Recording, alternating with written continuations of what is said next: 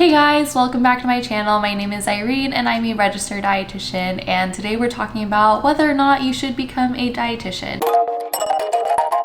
And you may be wondering, don't you already have a video on that? And the answer is yes. Pop that up here. I did make a video on this a little over a year ago. Back when I made that original video, I was honestly not feeling super great about my career and my job. That was around the time when I was kind of actually looking for a new job. I think I might have also kind of hinted at that in the video as well. I was a little salty at the time, and things are just very different now than they were a year ago. And so I thought that it would be kind of just fun to react to my old video, maybe provide some clarification or updates since I last made this video. All right, so just starting off, wow, I feel like we've kind of come a long way. This is why I don't go back and watch my old videos, because I watch them and I'm like, ooh, let's just get into it. Hey guys, welcome back to my channel. My name is Irene and I'm a registered dietitian, and I've been getting a lot of messages and comments from people that are wanting to become dietitians, so I thought that I would make a video and kind of talk about what it is that I actually do. So I will be speaking on my personal experience. First of all, I feel like this intro is way too long. I feel like I need to fast forward through this. I can think of people that just give nutrition advice and make meal plans, kind of things like that, but I feel like that couldn't be further from the truth. Okay, this is still accurate. I don't really do anything about meal planning. I don't even really do my own healthy eating educations anymore. I think those are my least favorite things to do, honestly. I usually pass them off to our wonderful nutrition techs. But yeah, that is not at all what I do. Dietetics is the branch of knowledge concerned with the diet and its effects on health. There's a lot more to it than knowing what foods are quote unquote good and what foods are bad. The foundation of nutrition is really a combination of biochemistry, biology, chemistry, and physiology. I feel like if there's one thing that I could emphasize, it would be this. Nutrition is very science heavy, and being a dietitian, you're in the medical field, so you have to know a lot of things regarding medicine and anatomy and just how the body works. And I feel of students and interns that I have seen that have not done as well historically, they're the ones that don't really understand what dietetics is about. They kind of have this general feeling it's just about how to get people to eat healthy, and sure, that is one aspect of it, but we do way more things than that. And I think that if you don't even understand what it is we do, if you don't like this kind of stuff, don't even really think about it, because clinical nutrition is a huge part about being a dietitian. Obviously you can become a dietitian and decide not to work in clinical. That is totally fine, but you're still gonna have to know that knowledge and information to get through all your coursework, and also to pass your RD exam, and also you have to go through a whole clinical rotation in your internship. So it's always gonna be there, and if you don't pass the clinical portion of it, it's very likely that you would not be able to become a dietitian. That's just kind of a prerequisite. And I think if there's one thing that I would really kind of stress to people is you don't have to like clinicals, but you have to know it and you have to be able to do it and do it well. So then you might kind of be wondering what kind of coursework you need to do. So dietetics is much like any of the other health sciences. You are going to need to take a lot of the basic science classes like biology, chemistry, physics, biochemistry. There's just not really any way to get away from this if you're wanting to do anything related to healthcare. I guess where it kind of differs for nutrition and dietetics though is that a lot of the more advanced classes that you take are going to be classes in nutrition. So it's still a fairly science-based curriculum, and I think if you were hoping for something that was less intense, I don't think that's necessarily the case for dietetics. Coursework wise, everything I still kind of stand by. It is very science heavy, and I feel working in clinical nutrition, especially, like all of my peers and my fellow dietitians are very, very smart and know a whole lot of like science and things like that. And so if you're wanting to become a clinical dietitian, that is definitely something that is going to be a huge strength. Dietitian. So I kind of want to preface this by saying that I am primarily an inpatient dietitian working in an acute care hospital, and I think that most dietitians are kind of in the same boat as me. So as a dietitian, you can work in a variety of different settings, but the vast majority of dietitians end up kind of working in hospitals, and that is also where I see the most job demand. So as an inpatient dietitian, I primarily see patients that I get consulted for by nurses and doctors. And I do also see patients based on our hospital's policy, and that includes things like anyone that's been there for 7 days, BMI under 18, so on and so forth. So a lot of this part has stayed the same. I still work inpatient as a pediatric clinical dietitian, but the patients that I see are a little bit different now. So a lot of the patients right now are like either babies or children, or sometimes I get teenagers as well. I see less children that like aren't eating well. I don't get consulted for that as often as I get consulted for like weight loss, or if they need to start TPN or drop an NG tube on a kid, those types of things. So definitely a lot more like clinically focused, whereas I feel like when I was working in adults, it was a lot of the times like giving these educations and then asking patients, would you like an insure? I feel like I was an insure pusher. Insures for everyone. And so now it's a lot more, I'm actually using my brain. And also just like being at a bigger hospital, we have a lot more resources, more serious cases and things like that. Because when I was working at the previous hospital, it was a much smaller like rural area. And I feel like if they had any like big cases or anything, they would just kind of ship them off to someone else who could like handle it better, like an actual like trauma center or something like that. So I think there are some differences in just being in a higher acuity hospital like right now compared to where I was before, but there's also some differences right now in me being in pediatrics versus when I was in adults. Just two kind of like ends of the spectrum. And with all patients that I see, I calculate their needs and make sure that they're eating normally, and make sure that they also don't need any modifications to their diet. If someone isn't really eating well, I may send them extra nourishment, and if I find out that they have poor intake for a couple days or they've experienced some significant weight loss, I will also do what's called a nutrition focused physical exam that kind of looks at the physical signs of malnutrition. And then for my patients with diabetes, I will sometimes provide education about eating healthier and following a consistent carbohydrate diet. So here is, I think, where some things kind of deviate. Right now, I don't really see a lot of diabetic patients. They're not on my floors. I currently am covering predominantly the neurology floors, and exciting news, I will be actually transitioning to a different service area. So in the next couple weeks, I'm going to start covering the GI service and also short gut patients that are inpatient admitted. So that's really exciting, but different service areas I feel like require different things. Like I'm not really doing diabetes educations anymore because like I don't see like type 2 diabetics like on my floors.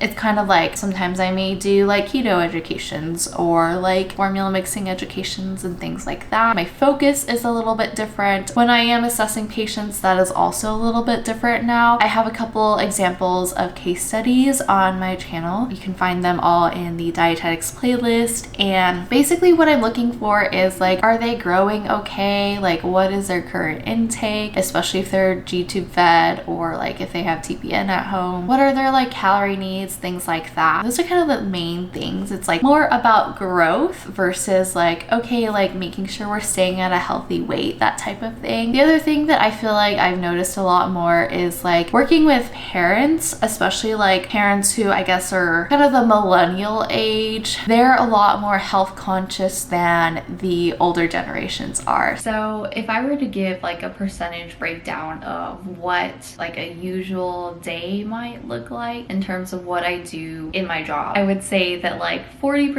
of the time is spent reviewing the EHRs, the electronic health record system, and like gathering information on the patients that I'm going to see that day. And then 20% of the time I would say is spent like doing my personal like rounding, so going up to see the patients, talking to the patients, examining the patients, talking to nurses, things like that. 30% of the time I would say is spent charting, so basically gathering all the information, then entering it in and documenting it. That leaves 10% of the time is spent doing like actual patient education. I feel like for the most part, my day split is still pretty similar. I still spend a majority of time like reviewing charts. I personally don't go to rounds right now just because I have a couple different services that are on my floors. So a lot of the time I just spend chart reviewing and also pre-charting, and then I go see my patients, and then I come back and finish charting. So I would say that about like 30% of the time I spend reviewing charts. I feel like patient interaction is also like another like 20-ish%. Now I'm able to spend more time with some of my patients. Sometimes I can be in the room for like 30 minutes, 40 minutes. It kind of depends. Sometimes they're really quick though. So it really depends on the day. But I think on average, I enjoy spending a little bit more time with my patients now, especially because they're so cute. And then I would say probably another 30% of the time I spend charting. I don't do as much education right now because it just like is on an as needed basis, and a lot of the times I can just give that to the nutrition techs to do for me. I'm like super busy or something like that. So I would say that patient education is about 5% of the time. The remaining 10% of the time I would say is spent on doing other things for our department, and also just to improve like patient safety and things like that. So we have lots of projects going on, and that is probably what I would say I spend like the remaining 10% of my time doing. So the split is like a little bit different, but it is still quite similar. When I transition into the GI position, I will be going to rounds. So they have rounds every day, and then there's also intestinal rehab rounds that happen once a week. So I will be spending a lot more time like rounding, but while you're rounding, you can also be reviewing charts and like kind of pre-charting and things like that. Overall, it's like roughly the same. Let's say that like you've heard my spiel and you are like, yes, I understand what a dietitian does, and it still sounds interesting to me. What's the catch? So the reason why I feel like most people hesitate to go into dietetics is because of money. And that's because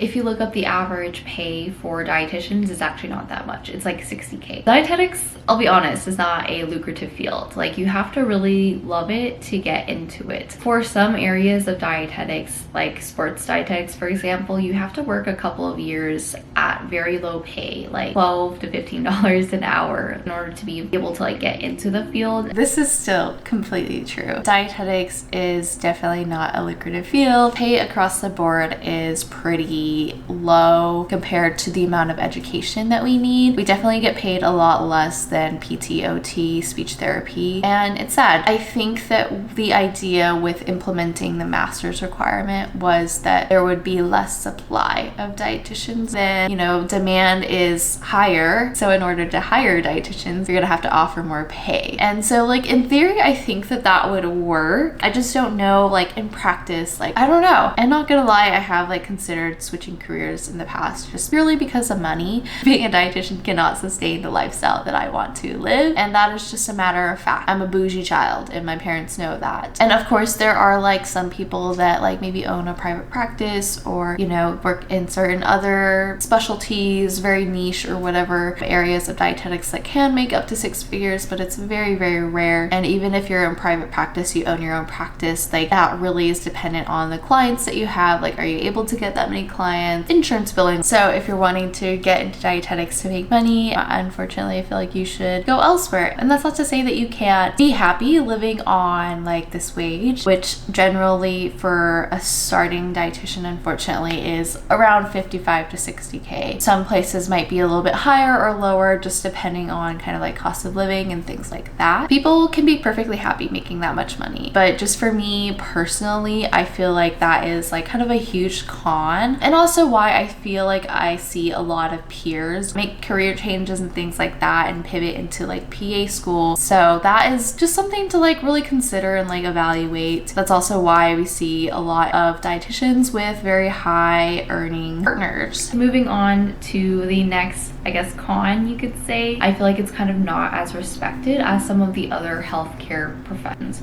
So I feel like this is kind of a controversial statement. I definitely felt like when I was working in adults, I was not really respected at all. However, transitioning to pediatrics, I do feel a lot more respected. Obviously, there's times when doctors, residents, whoever, like don't listen to me. I think that also kind of depends on like your subspecialty as well. So I feel like in GI, I was a lot more like involved in care versus like when I was in neurology. Obviously, that kind of also differs inpatient and outpatient. I think having a relationship with your providers really helps a lot. So really getting to know your providers and them understanding your role and also like your expertise and like kind of like building that rapport also does matter a lot, because I feel like when I first started out, it was like, yes, there's a lot of things I didn't know and maybe that's why people didn't listen to me, but also like they don't know who I am, like they haven't really seen me around, they're like, who's this chick? I don't know. So I think that is very like dependent on environment and a lot of different factors. I feel like there's also just confusion from people that don't really know what dietitians do. Like I often get confused for the lady that comes to get menu choices from patients. I'm happy to report that I no longer get confused with food service. I do not like that sometimes though I get called a nutritionist, and that's sometimes by parents, but also sometimes by providers, doctors, residents, things like that. And it hurts a little bit, but you know, it's okay. They'll learn. A dietitian is a regulated name and we have these specific credentials, and a nutritionist is a little bit different. So moving on to my last con of dietetics, I feel like it is having to talk to patients. Update on this con, talking to patients. Well, a lot of the times when patients, you know, they can't talk, they're babies. So I'm not so much talking with patients anymore. I'm more so talking with like families and things like that. This is less so of a con now. I feel like I'm more confident in my speaking skills and in navigating like certain situations and things like that. And that's not to say that like I have like completely mastered this skill. Obviously, there are some times when like random things come up and I'm like, I've never dealt with that before. And sometimes it's like kind of fun to talk with parents. I also get to feel a lot more of the gratitude from these families. Another thing that's really made a difference in like my attitude toward like talking with patients and things like that is just like my environment. I feel way more supported now than I did at my previous job. Like I have so many coworkers to rely on, team lead, a great manager. And so like having people to like bounce ideas off of, give advice on how to approach different situations, I feel like that's helped a whole lot in feeling more comfortable with this. So I think that's definitely a huge factor in it as well. Where I'm at right now, I feel way better about things. I want to talk about some of the pros of my job. So going back to the last con, I do have to say that this is sometimes a pro, and while I've been at this job, I have met some of the nicest people. I guess another pro of dietetics is that there are a lot of different areas of dietetics. So you can do inpatient, you can do outpatient counseling, you can work in industry, you could do sports dietetics, you can specialize in renal care, diabetes, cancer, pediatrics. Like there is a lot of different like areas of dietetics, and that also means that for any reason, if you feel like you don't end up liking what you're doing in dietetics, you can always change things up and go into a different field. And I don't know, who knows, maybe in a year or two I won't be working in inpatient. That was the Easter egg, the little hint that I sprinkled in there that I was potentially thinking about changing positions. At the time, it was like I was thinking about going outpatient because I thought, oh, it might be better like having more time one-on-one with patients and things like that. But I feel like now, being where I am, this is where I was supposed to end up, because I love being inpatient. I think it was just a matter of like the environment. I don't think I could ever do like outpatient because like it's just appointments all day, and I have experienced that in the past before when I worked at WIC, and it was really tiring. I really like the flexibility of being inpatient. I can almost like set my own schedule in a way within like certain boundaries. Obviously rounds happen at a certain time. I'm a little bit more flexible with when I see patients and things like that. So the other things that I also like about dietetics is that it's really flexible. I feel like it's one of those jobs that I could still keep even after I start a family, and also still keep like a good work-life balance. And also, if you're working in the clinical setting, chances are you can live like pretty much anywhere that there's a hospital, basically. Then lastly, a pro about being a dietitian for me that is really obvious is that I get to do something that I like. Okay, I'm just realizing that the sound is not matched up to the video, and I don't know how I didn't catch that before. Anyways, I feel like this all like still stands. We also just had a part-time dietitian come back full-time. In terms of like schedule flexibility, that is definitely a huge pro. I feel like if you're kind of unsure if dietetics is right for you, I encourage you to try it out. Like maybe take a couple classes. I feel like this is kind of hard, but if you can, maybe shadow a dietitian for a day and see what her day is actually like. I'm just gonna plug myself here. You don't have to shadow a dietitian. You can watch one of my several day in the life videos. I have a couple that are up on my channel that can also be found on the dietetics playlist if you're kind of interested in kind of what a day looks like. I also have like lots of other like dietetics related content that you can watch to kind of get a better sense of what this profession is really like. All right, so it looks like that pretty much wraps up that video. Honestly, going into this, I definitely thought that there were a lot more things that I would want to like point out and like kind of change my opinion on, just because of like how things have changed and shifted in my life. Honestly, I feel like I did a pretty good unbiased job at giving an overview of like what I do as a dietitian. Way to go, past me. But if you like this video, please be sure to give it a thumbs up and subscribe, and I'll see you next time. Bye.